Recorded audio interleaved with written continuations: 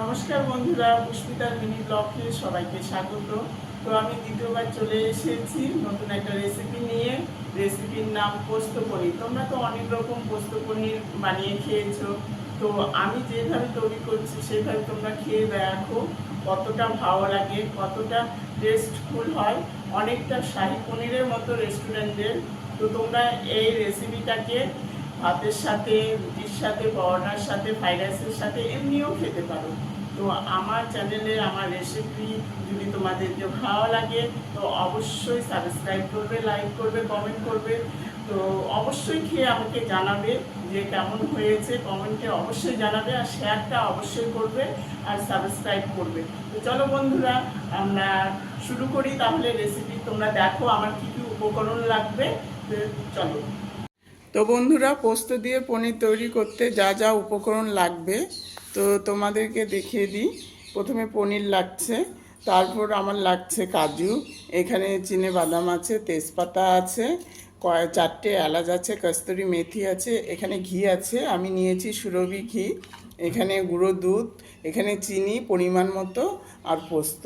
তো এই বাদাম, চিনে বাদাম আর পোস্ত এগুলোকে আমি বেটে নেব, তারপর তোমাদেরকে প্রসেসটা দেখাচ্ছি কিভাবে করব। তো বন্ধুরা, এই পোস্ত পনির করতে গেলেও সবার প্রথমে আমার গরম জলের দরকার।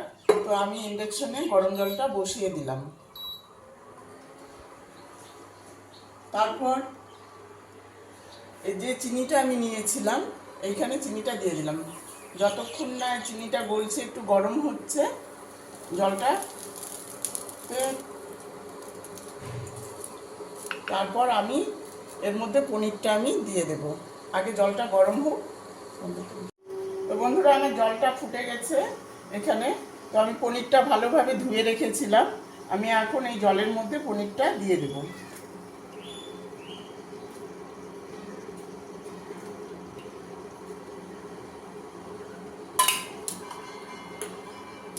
এটাকে 1 সেকেন্ড একটু নেড়ে চেড়ে আমি এটাকে বন্ধ করে রেখে দেব, যতক্ষণ না পনিরের মধ্যে চিনির জলটা ঢুকছে।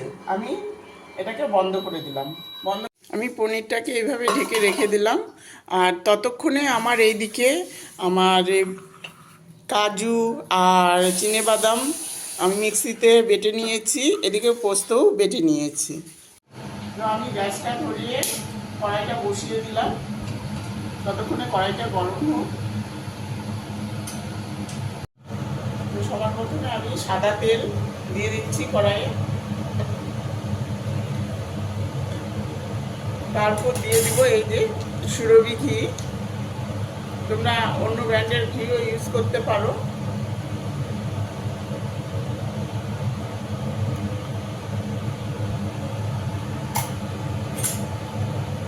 তো এরপর আমি এই যে তেজপাতা, 3টে তেজপাতা দিয়ে দিচ্ছি।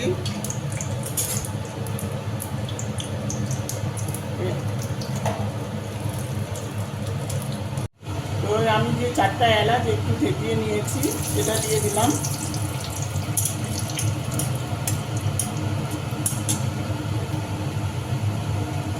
কস্তুরি মেথিটা দিয়ে দিলাম।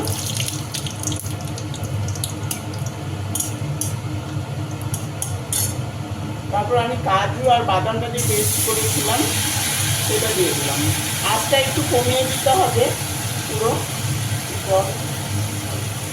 জল দিয়ে, একটু সামান্য পরিমাণে জল দিয়ে এটাকে দিয়ে দিলাম। তারপর আমি যে পোস্তটা বেটেছিলাম এটা নাড়াচাড়া করে সেই পোস্তটা একটু দিয়ে দেবো। এটাতে আমি কোনো হলুদ ইউজ করবো না। এটা আপনারা ভাতের সাথে, ফ্রাইড রাইসের সাথে খুব সুন্দর লাগে খেতে, শাহী পনিরের মতো একদম। রেস্টুরেন্টে যে শাহী পনির হয় ঠিক অনেকটা ওই রকম খেতে হয়। আর পোস্তটাও দিয়ে দিলাম।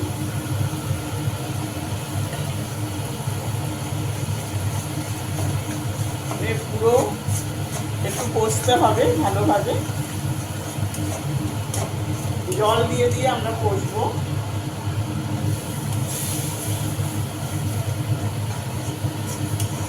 একটু না কষলে পোস্তর যে একটা গন্ধ স্মেল আছে কাঁচা কাঁচা, সেটা উঠে আসবে। একটু হালকা করে এটাকে কষবো।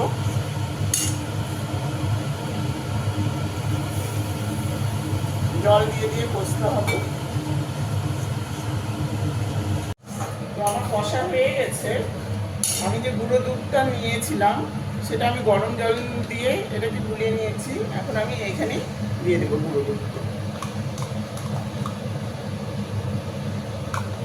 দিয়ে এটাকে একটু কষতে হবে।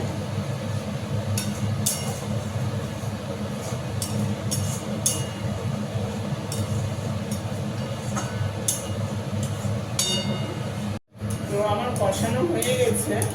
এখানে আমি একটু লবণ দিয়ে দেবো, কারণ প্রথমেই আমি পনিরটাকে চিনি জলের সাথে ডুবিয়ে রেখেছি। তো মিষ্টিটা অতিরিক্ত হয়ে যাবে, মিষ্টিটাকে ব্যালেন্স রাখার জন্য একটু লবণ দিয়ে দিলাম সামান্য পরিমাণ। নেড়ে ছেড়ে আমি যে রেখেছিলাম পনিরটাকে চিনি জলে, তো সেটা আমি পুরোটাই ঢেলে দেবো।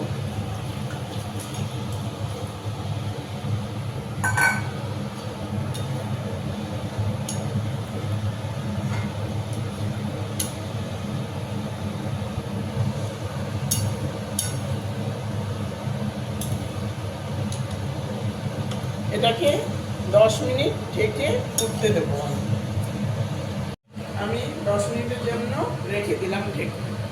তো বন্ধুরা, আমার 10 মিনিট হয়ে গেছে। 10 মিনিটে আমার দেখো পুরো জলটা শুকিয়ে গেছে। তো আমার রেসিপি তৈরি। এটা টাইম লাগে না, সব কিছু রেডি করে নিয়ে যদি করো না, ওই 10 মিনিটেই তোমার এই রেসিপি তৈরি। চটজলদি এই রেসিপিটা করে খুব তাড়াতাড়ি তুমি সবাইকে দিতে পারবে।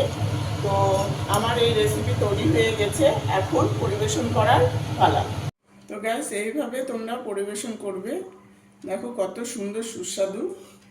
তোমরা এইভাবে করে খেয়ে আমাকে অবশ্যই কমেন্টে জানাবে যে কেমন হয়েছে। দেখতেও খুব সুন্দর, তোমরা দেখো। তো অবশ্যই অবশ্যই আমাকে খেয়ে কমেন্টে জানাবে যে কেমন হয়েছে। খেতেও প্রচণ্ড সুস্বাদু। তো আমার চ্যানেলে অবশ্যই সাবস্ক্রাইব করবে। তোমরা দেখো। তো বন্ধুরা, ভালো থেকো সবাই। Bye bye.